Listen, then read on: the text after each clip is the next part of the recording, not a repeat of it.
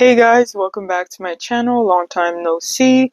So today, as you guys can tell by the title, there's this new movie called Obsession that came out about a week or 2 weeks ago, and I'll be speaking on why it proves why women choose the bear. If you haven't watched the movie, I'll probably put a picture here. It's this movie, Obsession, that came out really recently. I went to watch the movie. Some of my friends were talking about it, and I was like, and they were like, we should go, and I was like, I'm down. And I went to watch the movie, and it really hit a side of me, and I really, really, really, really wanted to speak about it. So yeah, I'll be making a social commentary on it. About the man versus bear, I've already spoken on that topic. If you guys are interested, I also have a YouTube video on my channel about it. You guys can click on the video. I go in depth about it, and yeah.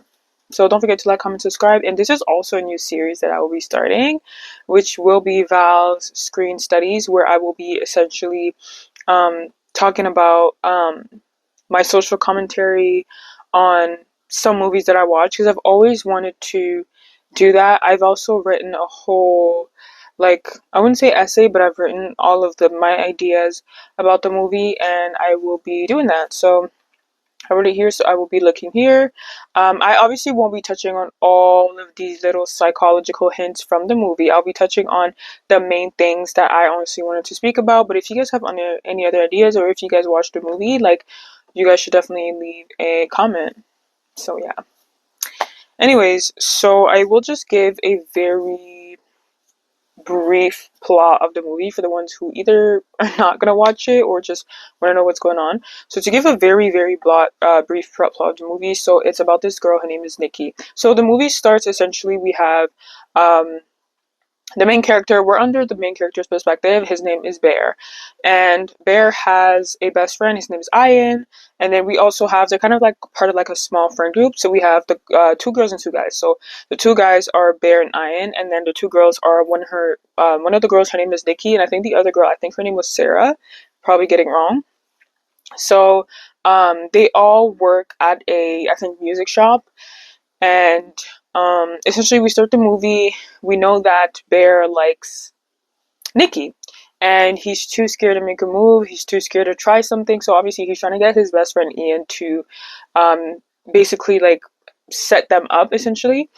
And they go to this party, and Ian basically tells himself that, I think not Ian, sorry, I think Bear tells himself that after the party, like, he will be um, making a move. Like, he will be telling her that he likes her. So essentially, after the party, he drives her home, and she's talking about her dreams and aspirations and how she wants to be a writer, and she wants to write about a love story.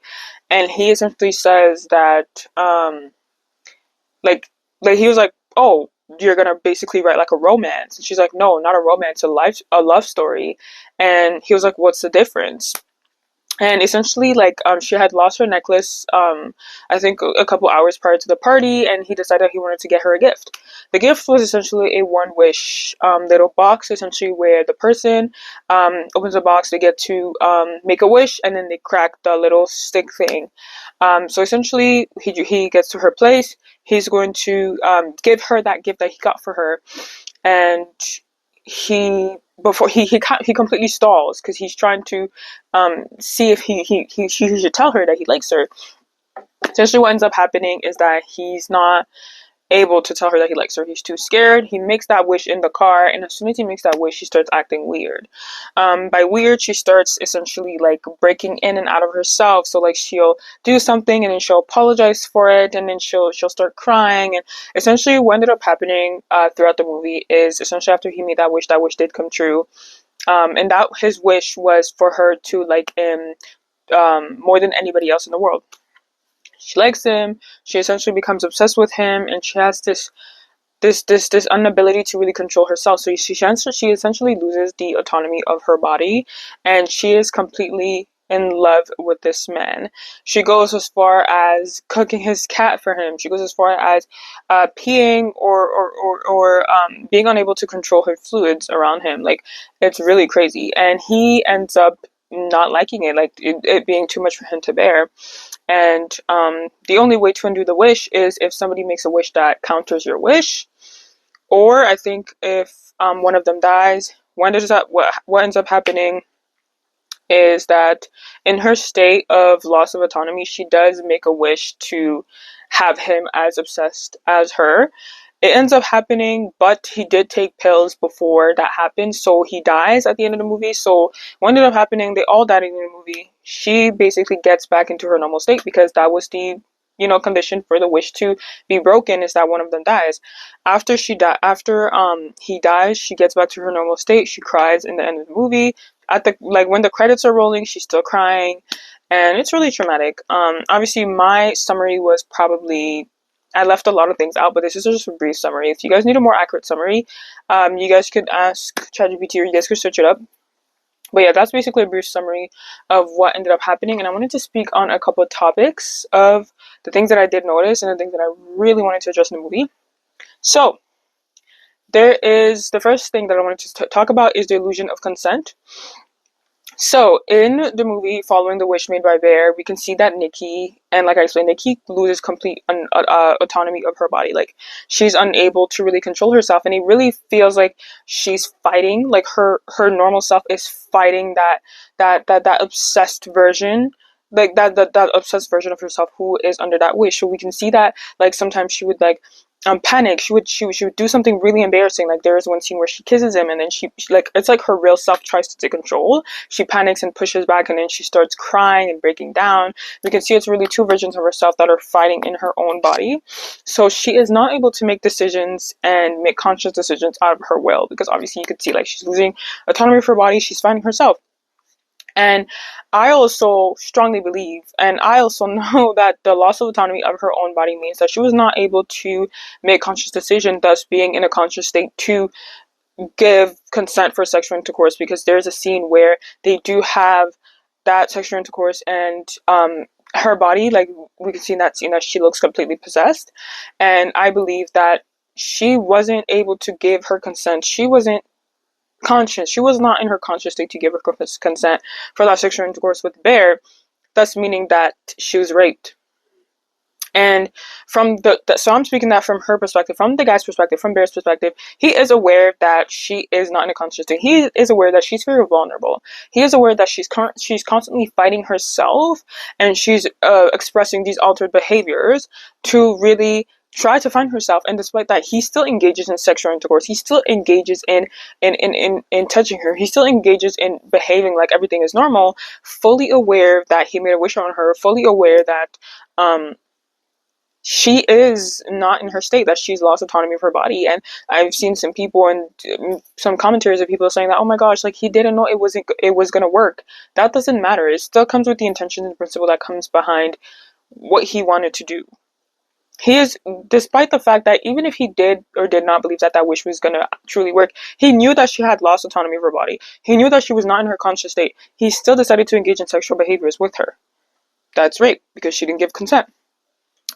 And he still continues to have access to her in terms of intimacy, in terms of vulnerability, in terms of really exposing all of these things that are exposed as a human being. He's still continuing to have access to her with no remorse.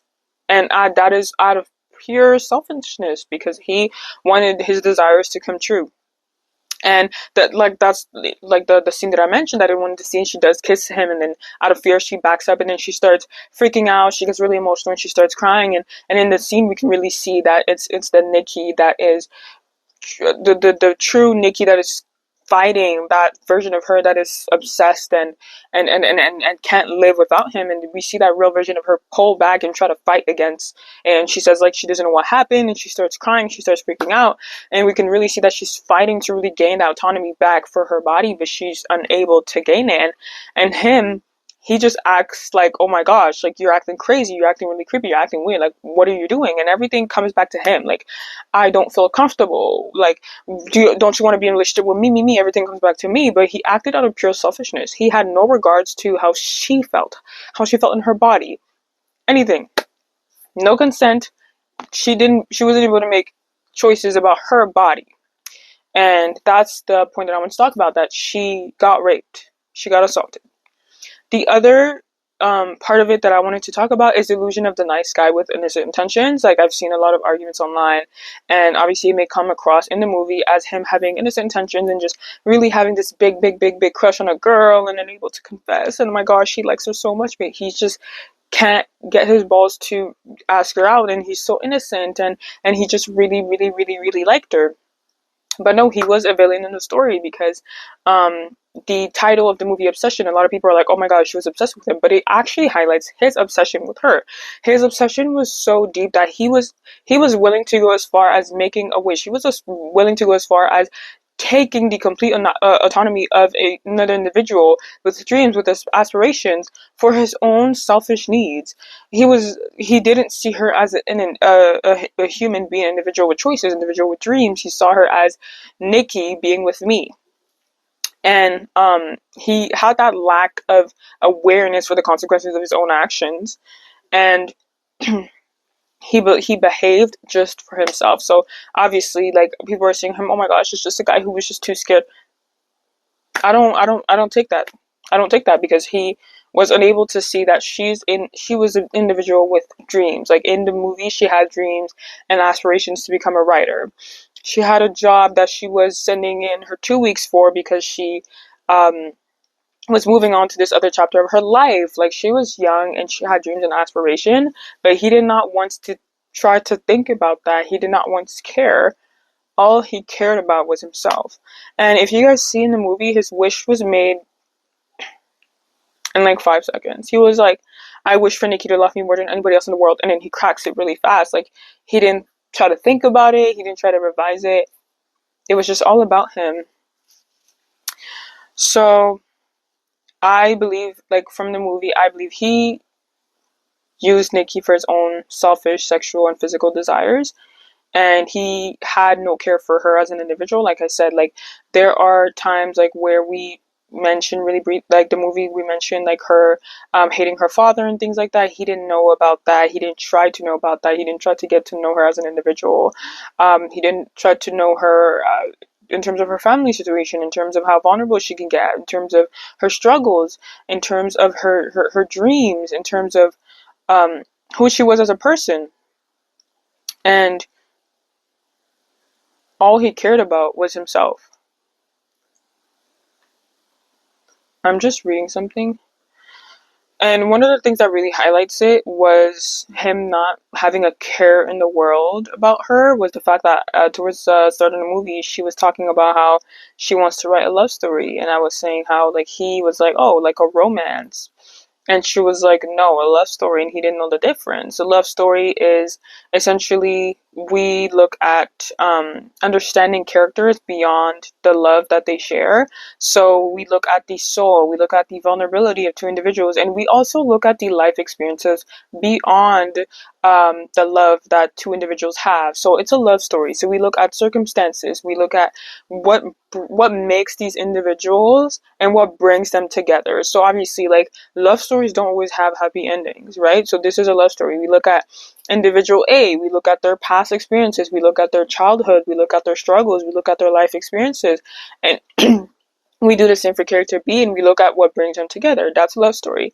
A romance, I would feel like, is more physical. It's more so we look at the relationship that really that really defines these individuals. So we really focus on the relationship that defines them, and we know these individuals from these relationships. We don't look beyond that. And I feel like that was very telling, the fact that, and I think that was also a representation. It was kind of like a symbolism, a representation of who he was, and how it represented him and Nikki's relationship. The fact that he wanted a romance with her, like, he wanted just to be with Nikki. He wanted just to know her as her in a relationship, and he didn't try to know her in life. He didn't try to know her past that. He didn't try to know her based on her life experiences, based on her struggles, based on her soul, her care, her vulnerability. He didn't try to know any of that. He just wanted the romance. He wanted to Nikki in a relationship, and that's all he wanted. And he wanted the romance aspect, not the love story. That's what explains it, and that's why he couldn't tell the difference between the two. And I told you guys that at the end of the movie, 3 of them died. So out of the 4 people friend group, 3 of them died, but it took 4 lives. It ruined her life. It ruined everyone's life. And I was saying that um, he went to that extent. He went to that really, really, really gruesome extent to fulfill his own selfish desire. There's also a scene in the movie where she does, when she's like kind of like possessed, she does read because she's aspiring to be a writer. She reads one of the stories that I think she cooked up a little bit, like maybe a draft, if I understood correctly, and it's a story about a brother and a sister, and it's an incest story. She describes a love story, and I think that's also representative. And I got this theory from TikTok. Okay, let me not take credit, but I think this is a representation of how she sees her and Bear's story. She sees him as a brother. She doesn't see him past that. So the story she reads includes some words and some context that are obscene for siblings, but she describes it as, I think that was a representation of how she saw Bear. She only saw him as a brother. So, and another theory, another thing that I also want to address is the loss of control in the story. From Nikki's perspective, she lost control of her body, so she's experiencing fear. She's trapped in her own body. She's losing control. She's not able to make her own decision in terms of sexually, like who she wants to have sexual intercourse with. She's not able to make her own decision. Physically, she's not able to make her own decision. She's lost control of her body. And there's a scene even where she does end up killing one of her friends, which is the other girl in the friend group, and it's not a decision that she made. She's possessed. She's under a state. So we can really see that there is a lot of loss in control where she loses everything. And she has, at the end of the movie, after Bear dies, she gets into that state because the wish is broken. She has to face the consequences of her own action. And Bear dying, I feel like, was a bit frustrating because he got the luck, he got the opportunity, he got the privilege to die. He got the privilege to taste death without having to deal with these consequences. And she had to live with the horror of having to continue with life. And from Bear's perspective, I understood that when he started sensing in the movie that he was losing control over everything, that obviously like her loving him more than anything in the world came with conditions. It came with her becoming really obsessed. It came with consequences. It came with her watching him while he's sleeping. It came with a kind of obsession that people romanticize without understanding the complications and the real consequences of it. And when he realized it wasn't going to be a sweet romance, he tried to run around and try to get somebody to counter his wish. So everything had to be about him. Like when he felt like he was losing control of the situation and he was losing control of the way he had access to Nikki, he had to run around and get somebody to counter his wish.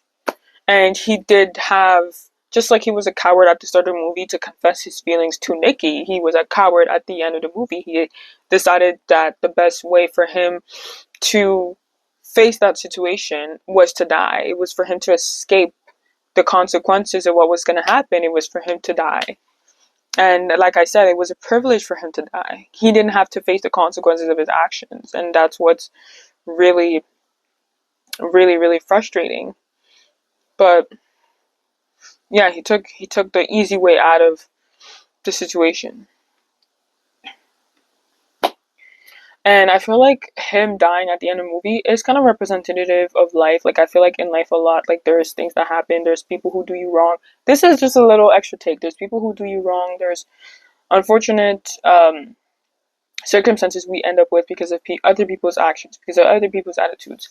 And we always tell ourselves, or I feel like sometimes we let ourselves, we kind of like soothe ourselves by telling ourselves that, oh my gosh, like there's going to be karma for them, life is going to get them. But sometimes life doesn't do that, and the universe doesn't work with bad and evil. It doesn't always work with evil people get what's evil and nice people get what's good. Unfortunately, it's just not how life works. Good people suffer and evil people get a happy ending sometimes, and it's not fair. But I think that's also representative. Like,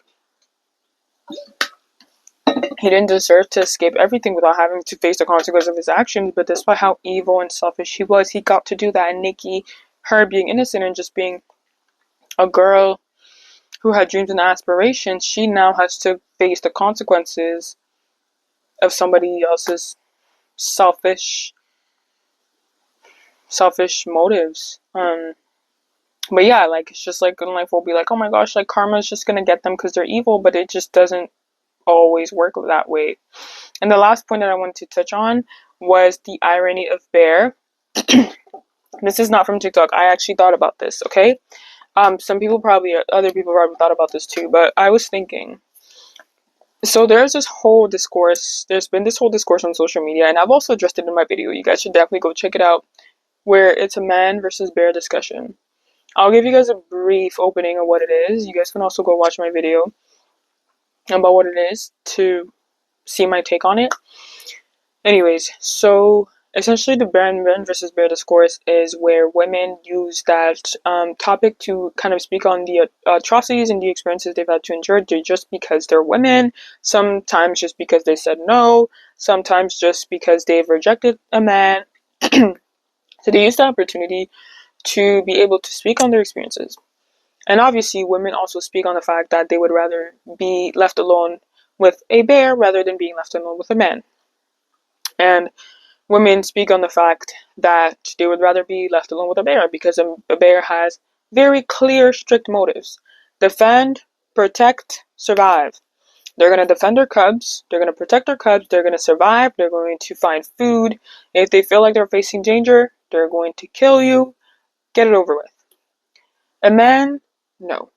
A man has ulterior motives, and one of the reasons why women, and I also spoke on the research on my video, but one of the reasons why women decide to choose the bear over the man is because bears are unable of psychological harm. Men are able to psychologically harm other people, other individuals. They're able to have hidden meanings, ulterior motives, and they're able to they're able to cause psychological harm, which bears are unable to do.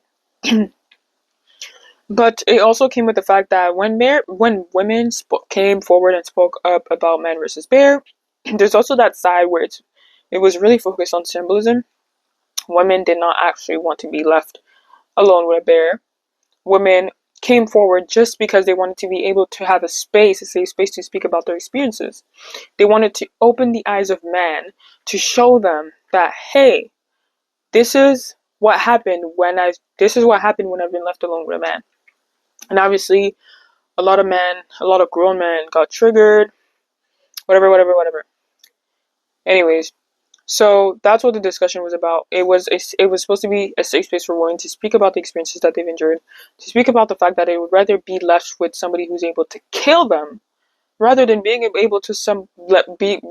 left alone with somebody who's able to of causing psychological harm and torturing them, things like that. There's also something I wanted to say, but I think I forgot what I was gonna say. Let me think. I can't remember, but I think it's gonna come back to me. But now to link it with the movie. His name is Bear.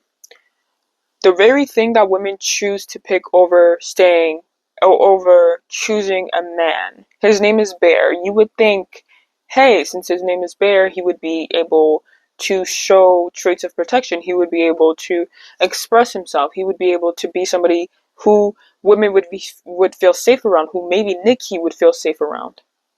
He demonstrated the exact complete opposite. And I think it was ironic because he did everything that women tried to avoid with men by picking a bear. He caused psychological harm, selfishness, ulterior motives, rape, torture. All of these things that women decide to choose a bear over because they want to avoid are the things that he expressed in that movie. So I think that was really ironic, and I really took that side. And this is another topic, and it's not to argue, but a lot of times men will come forward and say really stupid things, and one of these stupid things is, oh, we're trying to protect you, and women, look around. Like, who are you trying to protect us from?